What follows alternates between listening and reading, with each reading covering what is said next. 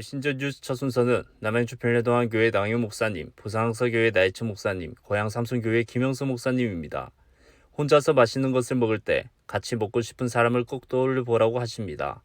생활 일상의 이 작은 습관이 행복의 지름길이고 주님 사랑의 시작이라고 하십니다. 행복을 연구하는 심리학자로 유명한 서은국 교수의 행복의 기원이라는 책에는 행복에 대한 여러 가지 새로운 이야기들, 관점들을 소개해 주는데요. 행복이란 사랑하는 사람과 음식을 먹는 것이다. 행복에 대한 철학자들의 연구도 굉장히 많은데 이렇게 간단하게 정의를 해버렸어요. 행복은 다른 데 있지 않고 좋아하는 사람과 함께 있는 것이 행복이고, 그 사람과 또 맛있는 것까지 같이 먹을 수 있으면 그 행복이 더 커지겠죠. 여러분, 탕후루라고 들어보셨습니까? 과일에 꼬치를 끼워서 이제 겉에 설탕 녹인 것을 굳혀서 만든 것인데요. 지난주에 저도 하도 궁금해서 몰래 혼자 저 밑에 내려가서 먹어봤습니다. 설탕과 그 과즙이 어우러지면서 재미있는 그런 맛을 내더라고요. 그런데 제가 그 탕후루라는 것을 혼자 사 먹으면서 누구 생각이 났겠습니까? 이걸 집에 사들고 가서 식구들이 같이 모여서 이 별것 아닌 이 간식을 와드득 하면서 먹는 즐거움을 상상하면서 마음에 행복감이 느껴졌습니다. 오늘 교회 나와서 믿음의 친구들과 함께 예배드리고 차를 마시고 또 삶을 나누고 대화하고, 이런 것이 우리의 행복인 것이에요. 사랑하는 여러분, 하나님은 우리가 나의 의를 자랑하는 신앙생활이 아니라 하나님 사랑하고 그 말씀을 존중하고 말씀을 지켜 행하는 거기에 임재하시고 거기서 드리는 기도를 들으시는 하나님이시라는 것을 여러분 기억할 수 있기를 바랍니다. 그런 성도들이 모여서 드리는 그 성전에 임재하셔서 예배를 받으시고 복을 내리시는 하나님이시라는 것을 기억할 수 있기를 바랍니다. 우리의 행복이 어디에 있습니까? 하나님과 함께함이 행복입니다. 하나님과 함께함이 우리의 기쁨입니다. 이 시간 하나님을 마음에 모시고 살아가는 성전의 삶을 살기로 온 마음을 다해서 찬양하고 또 결단하며 나아갈 수 있도록 하겠습니다. 이 경주에 어떤 유적이 가장 아름답다는 생각이 드십니까? 제 개인적으로는 동궁과 월지가 가장 아름답습니다. 이곳이 완전히 무너지고 폐허가 된 장소였습니다. 황폐해져서 기러기와 오리들만 노는 곳이다, 그렇게 안압지라고 불렀는데, 다시 이곳을 발굴하고 복원을 해가지고 밤에 가서 보면 정말 황홀합니다. 이 호수 주변을 이렇게 산책을 하면 얼마나 그 전경이 멋진지 몰라요. 오늘 성경에 보면 이처럼 다 메꾸어지고 무너진 곳을 새롭게 수축하는 사람이 있는데 바로 이삭이라고 하는 인물입니다. 그 아버지 아브라함 때에 팠던 우물들을 다시 팠으니 이는 아브라함이 죽은 후에 블레셋 사람이 그 우물들을 메웠습니다. 이삭이 그 우물들의 이름을 그의 아버지가 부르던 이름으로 불렀더라. 여러분, 이 이삭의 모습을 보면서 오늘 이 시대에 우리가 다시 파야 할 우물, 우리가 찾아야 된다는 것입니다. 지난날 우리 대한민국은 영적으로 굉장히 척박하고 황무한 땅이었습니다. 믿음의 선진들은 이 척박한 땅 가운데 우물을 파기 시작했습니다. 밥 굶기를 밥 먹는 것보다 더 자주 하던 시절에 우리가 주의 몸된 교회를 세우고 맨바닥에 엎드려서 눈물을 쏟으며 그 가운데 기도의 우물을 파내려갔습니다. 그 가운데 헌신의 우물을 팠고요, 하나님 앞에 예배의 우물을 파내려갔습니다. 말라버리고 메워진 우물을 다시 우리가 파내려가서 회복해야 됩니다. 지금 이삭은 그 절망적인 상황 가운데서 아브라함 아버지가 팠던 그 우물을 찾았고 그 우물을 다시 파서 회복해서 다시금 부흥의 물줄기가 솟아오르게 했다는 것입니다. 지금 오늘 이 시대에 우리가 이 일을 해야 될 때입니다. 오늘 우리 시대를 가리켜서 신사사 시대라고까지 말합니다. 영적으로 무질서하고 혼란스럽고 교회와 그리스도인들의 권위는 추락하고 선한 영향력은 위축이 됐습니다. 더욱이 코로나19로 인해서 대사회적인 면뿐만 아니라 교회 내적으로도 개인의 영적 깊이가 약해졌고 공동체성이 점점 약해졌습니다. 헌신된 일꾼들이 부족하고 코로나19로 인해서 이제는 엔데믹을 선언했지 않습니까? 그럼에도 불구하고 위기는 지속되고 있어요. 이러한 때에 우리 같이 읽겠습니다. 로마서 1장 17절입니다. 복음에는 하나님의 의가 나타나서 믿음으로 믿음에 이르게 하나니 기록된 바 오직 의인은 믿음으로 말미암아 살리람과 같으니라. 믿음으로 산다. 불굴의 도전정신, 개척자 정신, 도전한다. 예? 아름다운 개혁교회 전통을 가진 그리스도인으로서 의인은 오직 믿음으로 말미암아 살리라. 타부진 개척정신, 도전정신 아니겠어요? 이런 의식을 가지고 신앙생활 해나갈 때 하나님께서 여러분을 통해서 하나님의 나라가 확장되고 아름다운 열매 허락해 주시기를 바랍니다. 하나님께서 나로 하여금 이 일을 감당케 하셨다. 감당케 하셨다. 거룩한 목적을 찾으셔야 돼요. 미션을 찾으셔야 돼요. 예? 맡겨주신 사명이 무엇인지 늘 깨닫고 사명의식이 투철한 여러분으로 살아가시게 되기를 바랍니다. 하나님께서는 끊임없이 다양한 방법으로 채널로 여러분들에게 말씀하시는데 못 듣는다면 그건 누구 책임이에요? 말씀이 없어서요? 말씀이 고갈되고 기근이 돼서요? 천만의 말씀요. 들을 귀가 없어서 그래요. 들을 귀가. 영적인 귀 먹은 자가 되는 거예요. 우리가 듣기 위해서 영적 귀가 열린 자로 살아야 돼요. 그래야 부르심의 음성을 들을 수 있는 거예요. 부르심에. 왜 우리가 하나님의 음성을 제대로 듣지 못하고 분별하지 못하고 살아가느냐? 영적 귀가 어두워서 그래요.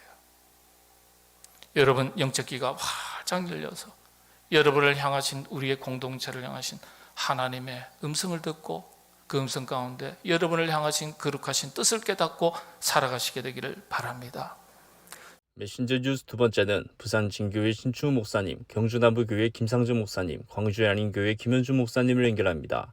코로나에 이어서 우크라이나 전쟁, 잇따르는 대지진, 지금 같은 대재앙의 시대에 참된 크리스천이라면 당장 내 주위에 재앙과 죽음이 닥쳤을 때 예수님 제자답게 이웃을 구하고 나를 희생할 각오를 다져둬야 한다고 말씀하십니다. 1852년 대영 제국이 한창 위세를 떨치고 있을 때 군인과 민간인 634명을 태우고 케이프타운에서 65km 떨어진 바다를 지나가던 버큰 해도라고 불리는 영국 해군의 수송선이 2월 26일 새벽 2시에 그만 암초와 부딪히고 맙니다.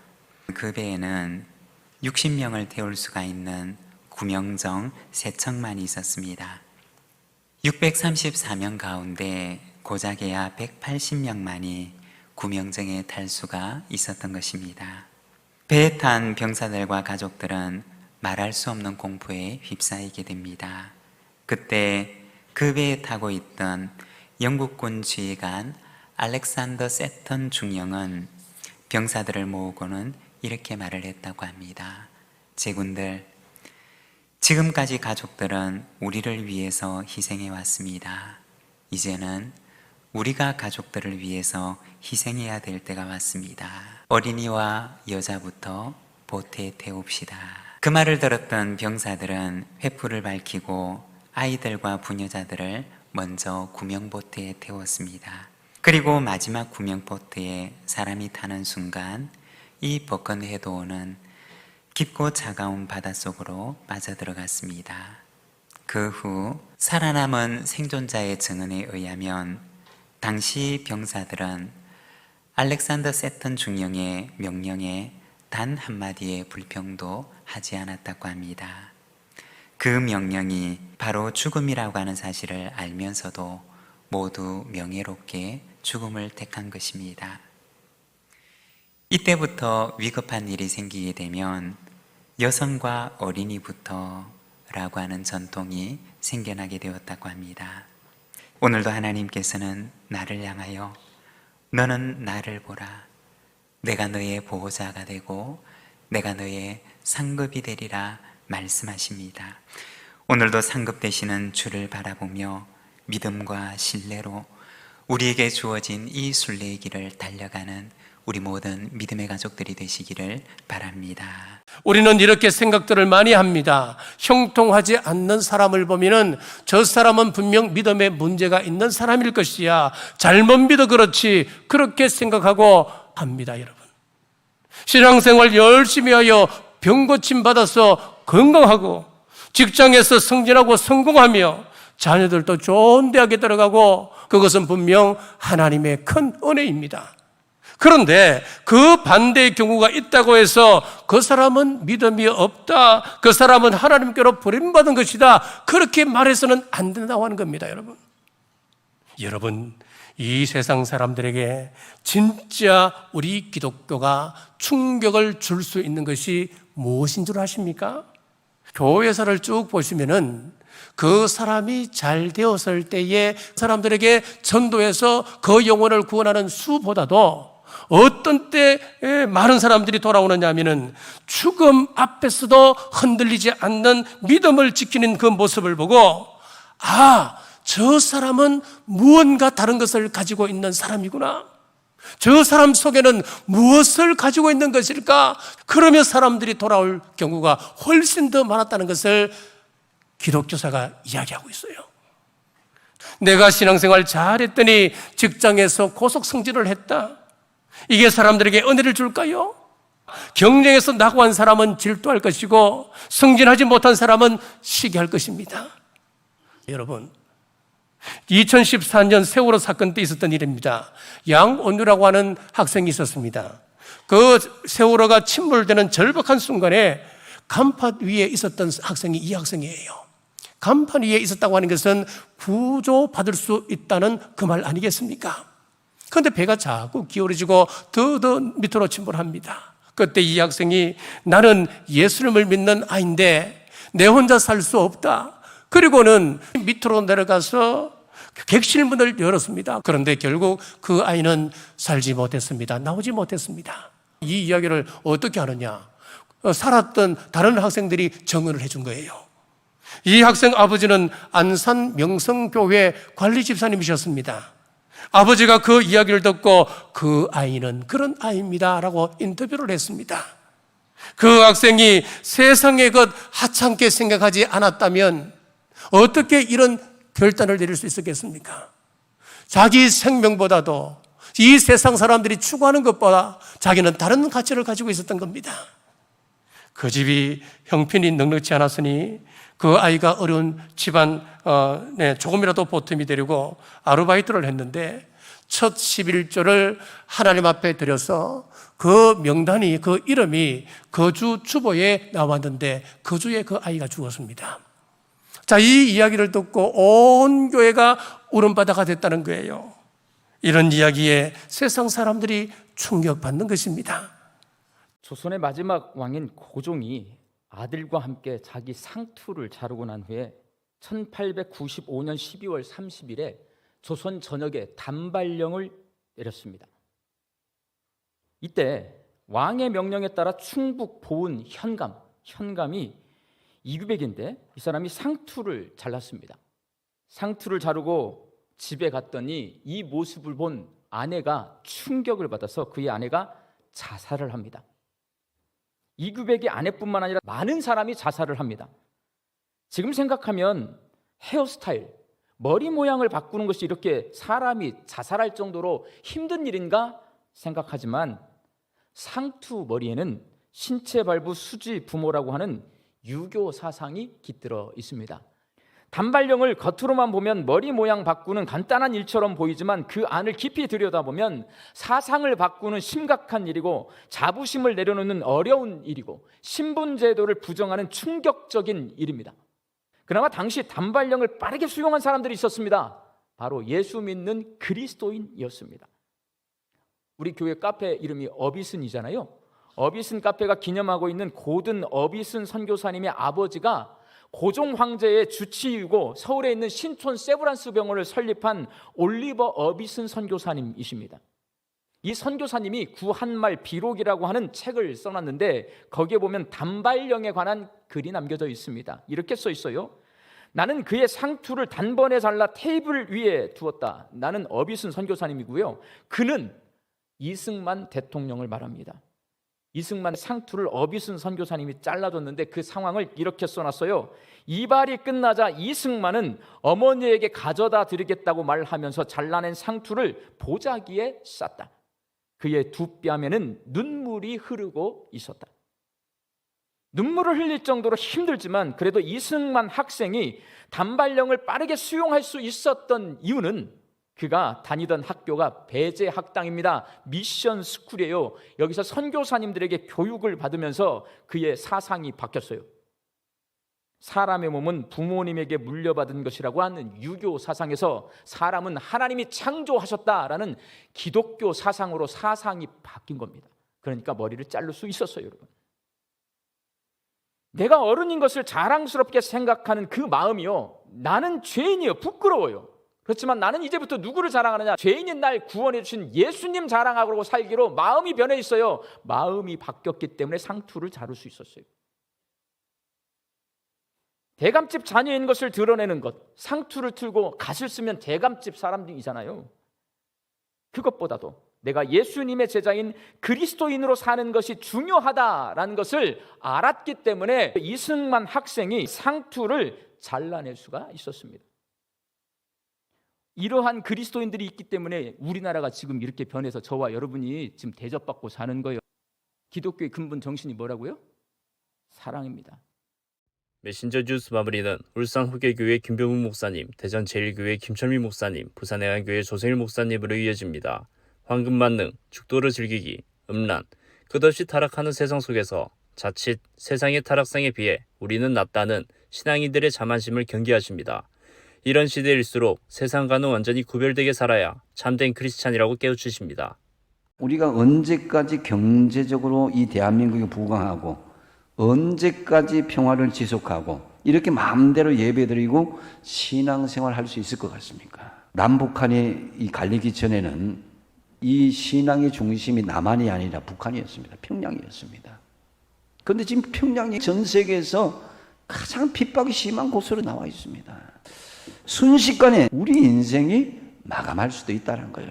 그래서 예수님께서 마태복음 16장 3절에 이렇게 경고합니다. 너희가 날씨는 분별할 줄 알면서 시대의 표적은 어찌 분별하지 못하느냐. 우리는 돈이나 사랑하고 육신의 것을 위해서 크게 모든 것을 걸고 살아서는 안 됩니다. 우리는 이 시대를 잘 분별하기 위해서 무릎을 꿇어야 될 줄로 압니다. 여러분, 하나님의 음성을 듣고자 밤을 새웠던 기억이 언제 있습니까? 그분을 만난 감격으로 울며 찬양하는 때가 언제였습니까? 바로 지금이 그런 관계를 가져야 할 때라는 거죠. 역대하 7장 14절 말씀을 같이 한번 읽어보겠습니다. 내 이름으로 일컫는 내 백성이 그들의 악한 길에서 떠나 스스로 낮추고 기도하여 내 얼굴을 찾으면 내가 하늘에서 듣고 그들의 죄를 사하고 그들의 땅을 고칠지라. 아멘. 주님께 나아가는 때라는 거죠. 우리는 탐욕을 부려도 될 만한 때, 그런 때는 없습니다. 주님 말씀합니다. 야, 네가 지금 그럴 때냐? 지금이 욕심을 부릴 때냐? 시대를 잘 분별하는 거예요. 코로나 이후 지금 이때 하나님께 나아가서 하나님의 긍휼을 구하고 간절히 기도하시고 나아가시기 바랍니다. 그리고 우리 자신에게 물어야 질문은 나는 확고한 믿음의 가치관을 가졌느냐, 이것을 자문할 수 있어야 된다는 거죠. 마태복음 6장 33절 잘 아시는 말씀. 그런즉 너희는 그의 나라와 그의 의를 구하라. 그리하면 이 모든 것을 너희에게 더하시리라. 괜찮겠지. 이 정도는 하나님도 용서하시겠지. 남들도 다 하니까. 뭐 오늘날 보편적인 사회적인 현상인데, 이런 생각으로. 그래서 죄가 들어올 수 있는 내 마음의 욕심의 여지를 조금만 문을 열어놓으면 그것 때문에 결국에는 내가 죄에 빠지게 되고, 그러므로 여러분, 나는 이 땅의 사람이 아니라는, 나는 하늘의 사람이다. 천국 갈 사람이기 때문에 이 땅의 것을 나는 집착하거나 욕심을 내지 않는다라는 확고한 믿음의 가치관, 하늘의 가치관을 가지시기 바랍니다. 분명하게 결단하십시오. 야곱이 외삼촌 라반의 집에 가서 라헬을 보고 연애를 하기 시작했죠. 외삼촌하고 라헬하고 내가 결혼하겠습니다. 약속까지 다 하고 결혼식이 딱 돼서 딱 보니까 라헬의 언니 레아가 와 있는 거예요. 배신을 당한 거지. 그래서 항의를 했더니 그러면 라헬도 내가 취해라. 그 대신에 7년 동안 나한테 봉사해라. 그랬어요. 야곱이 라헬을 위하여 7년 동안 라반을 섬겼으나 그를 사랑하는 까닭에 7년을 며칠같이 여겼더라. 얼마나 위대한 일입니까? 요한복음 14장 21절 이렇게 말씀하고 있습니다. 나의 계명을 지키는 자라야 나를 사랑하는 자니 나를 사랑하는 자는 내 아버지께 사랑을 받을 것이요 나도 그를 사랑하여 그에게 나를 나타내리라. 자, 여러분, 하나님을 진짜 사랑하면 뭘 하죠? 사랑하는 대상이 말씀하시고 원하는 것을 내가 하고 싶어요. 나를 진짜 사랑하면 내가 하는 그 말에 대해서 순종하고 싶을 거다. 이 말씀이에요. 나의 삶에 내가 하나님을 경험하고 내가 체험하는 거, 하나님의 사랑을 알아가는 것은 무엇과 연관이 있어요? 말씀에 대한 나의 태도, 말씀에 대한 반응과 연관이 있는 거예요. 요한일서 5장 3절에 보시면 하나님을 사랑하는 것은 이것이니 우리가 그의 계명들을 지키는 것이라. 그의 계명들은 무거운 것이 아니로다. 내가 순종하면 하나님께서 순종한 그 부분에 대해서 더 열어주세요. 그리고 열어주시고 나면 내가 그걸 발판으로 해서 또 더 많이 순종하게 돼요. 계명은 무거운 것이 아닌 거예요. 그래서 그거를 발판으로 해서 또 더 나가고 더 나가고 나에게도 내가 이루어야 할 그런 많은 과업이 있어요. 그러니까 성경에 나타나 있는 이 진리가 나하고 이반되지 않고 이 사건이 나에게도 부합되는 계시적 사건이라는 것을 가르쳐 주신다는 거예요. 얼마나 기가 막힌 일입니까? 부산 경남 지역에 호주 선교사들이 와가지고 선교 활동을 했잖아요. 첫 열매였던 사람이 초량에 살았던 심상현이라는 사람이에요. 맨지스라고 하는 선교사가 끈질기게 기도하고 끈질기게 전도해가지고 예수님을 믿게 됐어요. 시간이 지나면 지날수록 인격도 성장하고 믿음도 성장해서 1894년 4월 22일에 심상현이라는 분이 세례를 받게 됩니다. 세례 받기 전에 윌리엄 베어드 선교사가 면담을 했는데요. 오늘 심서방과 다시 대화하였다. 내가 믿기로 그는 틀림없는 신자다. 그는 자신의 죄를 용서하시고 의의 길로 인도하시는 주 예수 그리스도에 대한 온전한 신앙을 고백하였다. 뿐만 아니라 그는 가족의 구원을 위해서도 크나큰 관심을 보였다. 윌리엄 베어드 선교사가 이 심상현이라고 하는 사람이 예수님을 믿는 신자라고 하는 걸 확신할 수 있는 증거 중에 하나가 뭐였느냐? 믿지 않는 가족이 구원 얻기를 바라는 간절한 마음이었던 거예요. 한 사람 안에 복음이 들어갔다라고 하는 진정성을 어디서 알 수 있나요? 그 사람 안에 아직 내 가족 가운데 예수님을 알지 못하는 사람이 있는데 그 사람이 예수님을 믿기를 간절히 원하는 마음이 있을 때 그것이야말로 그 사람 속에 복음이 들어갔다라고 하는 진정한 증거가 되는 것이죠. 그래서 바울은 그리스도의 복음만이 내 인생의 기쁨 차트 영구적인 부동의 1위가 되게 하기 위해서 자기를 쳐서 복종시킨다는 거예요. 복음보다 그 어떤 것도 더 기뻐하지 않겠다는 순수한 사랑이요 순수한 열정입니다. 바울에게 이 순수한 사랑을 부어주셨던 성령님께서 오늘 저와 여러분에게도 그 순수한 사랑을 부어주시기를 원합니다. 복음을 향한 주님을 향한 순수한 사랑으로 몇 사람이라도 구원하기를 원하는 그 거룩한 갈망을 가지고 하나님의 구원 계획의 기쁨으로 동참하여 살아가시는 이 가을 되시기를 주님의 이름으로 축복합니다. 목사님들의 말씀 전체를 들으실 수 있도록 전부 링크해 두었습니다. 아직 메신저 뉴스 구독을 누르지 않은 시청자님이 계시면 지금 구독과 좋아요, 알림 설정까지 부탁드립니다. 다음 주까지 안녕히 계십시오. 메신저 뉴스 김석규입니다.